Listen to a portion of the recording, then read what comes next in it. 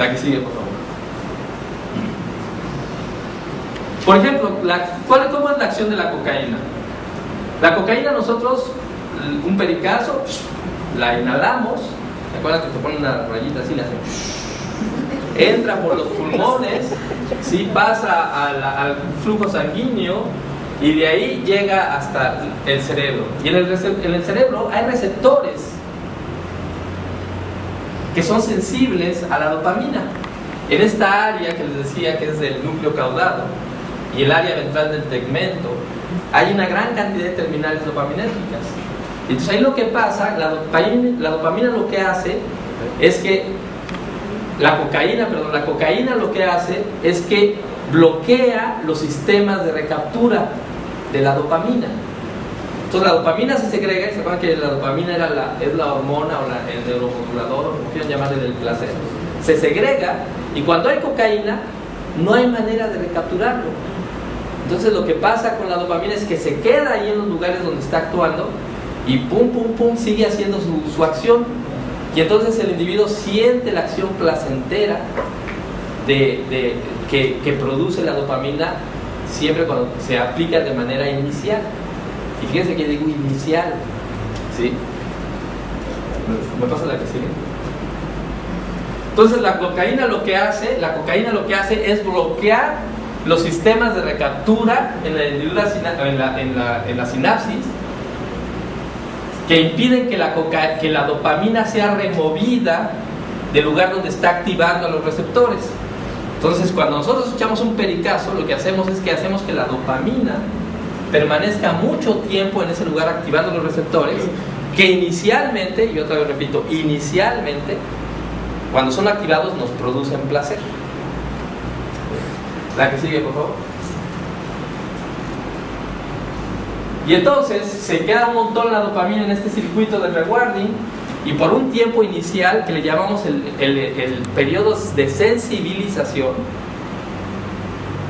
se siente un gran placer para muchos individuos, no todos, ¿eh? Hay un grupo de individuos que son resistentes. No todas las personas que dan un pericazo sienten, hay unos que se los dan y no les importa, ¿no? Y hay otros que son muy sensibles, muy propensos a hacerse adictos al primer pericazo. Lo mismo pasa en los casinos, ¿no? Lo mismo pasa con el alcohol. Todas las drogas de adicción tienen un proceso análogo. La que sigue, por favor. Aquí entonces está representado el ratoncito, que se le pone el electrodo, ¿sí? Se le influye un poco de cocaína por ahí. Pasa la que sigue, ¿sí? Y entonces la cocaína, como otras drogas de adicción, lo que hace es aumentar y mantener mucho tiempo la dopamina, que es la droga que está estimulando y está haciendo sentir esa sensación placentera en esta región. Que fíjense bien cómo actúa sobre los núcleos que habíamos dicho, que controlan los movimientos. Fíjense, es algo muy interesante porque no son los núcleos sensoriales. ¿Se acuerdan que les dije al principio? El cerebro posterior es el sensorial, ¿no? Y el cerebro anterior es el motor. Y vean, las drogas del rewarding no hacen nada en el motor, en el sensorial, ¿no? No hacen nada. Pues no que sentimos mucho con la droga. ¿Por qué no hace nada en las cortezas sensoriales?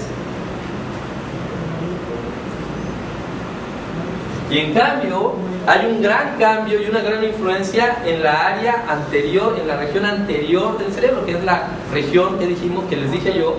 No me crean, vayan a buscarlo a ver si es cierto, a lo mejor les estoy diciendo puras mentiras. En la región motora. Pero también en la ejecutiva. Y en la ejecutiva, que la que da la orden. Prefrontal, ¿no? Sí, la que da la orden. Sí, pero es motora y es prefrontal, es anterior. Y entonces fíjense, cuando sentimos placer, no estamos activando las cortezas sensoriales. ¿El placer es una función sensorial o es una función motora? O sea, ¿sentimos placer o movemos el placer, ¿no?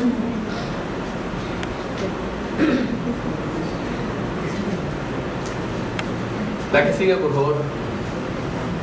Y entonces, fíjense, esta diapositiva es de una revisión, que si al que quiera que se la dé, se la paso, porque ni me acuerdo bien el autor y el año.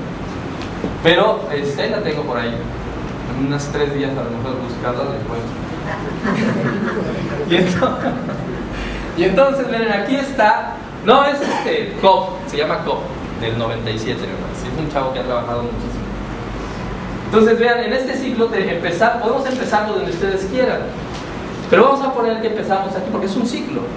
En esta región que le llamamos de sensibilización, ¿no? Cuando el individuo es expuesto la primera vez a las drogas, en ese momento siente esa sensación de placer, de sorpresa, que es lo que nos inclina a repetir la experiencia, ¿sí?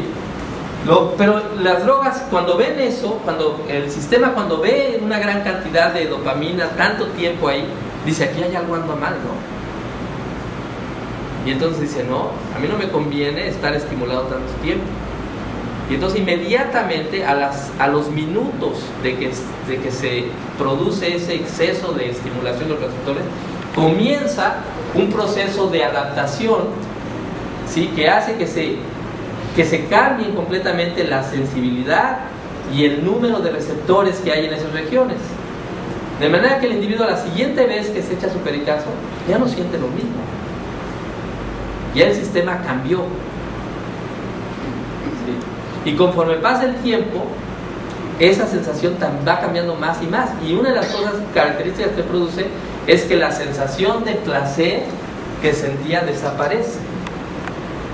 Y en su lugar, en cambio, aparecen sensaciones, aumentan las sensaciones de dolor, aumentan las sensaciones aversivas, ¿sí? Pero la necesidad de autoadministrarse la droga, esa no desaparece, esa sigue ahí. Y eso es lo que llamamos el periodo de habituación y de tolerancia del ciclo de la adicción. Entonces el individuo trata de, como ya no siente lo mismo, trata de administrarse dosis cada vez más altas para poder volver a sentir la misma sensación que está esperando. Pero eso nunca sucede ya.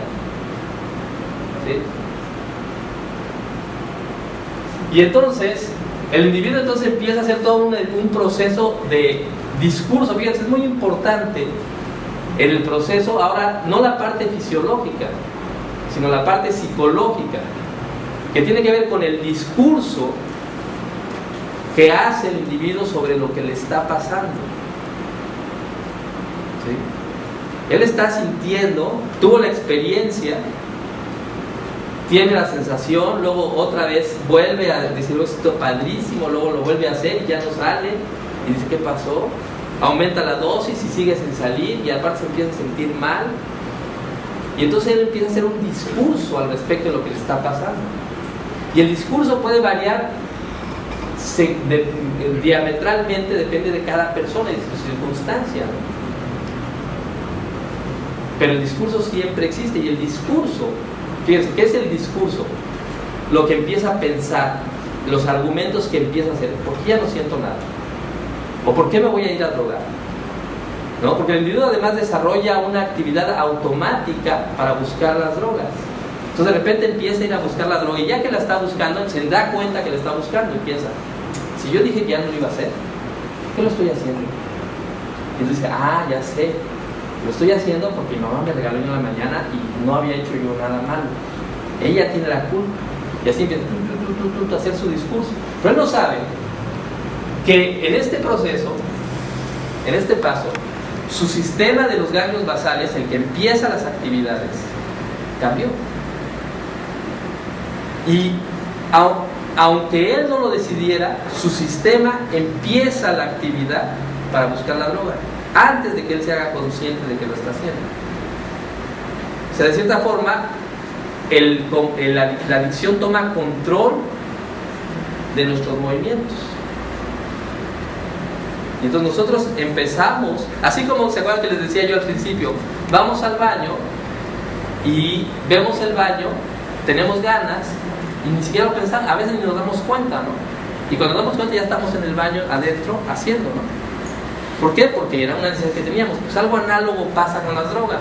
Las drogas endurecen en nuestro sistema motor engramas motores análogos a los hábitos. Entonces las drogas hacen que empecemos actividades antes de que nos demos cuenta que las vamos a hacer. Y ya que lo estamos haciendo, entonces el cerebro se hace consciente y dice, ay, ¿por qué lo estoy haciendo? Y entonces hace su discurso.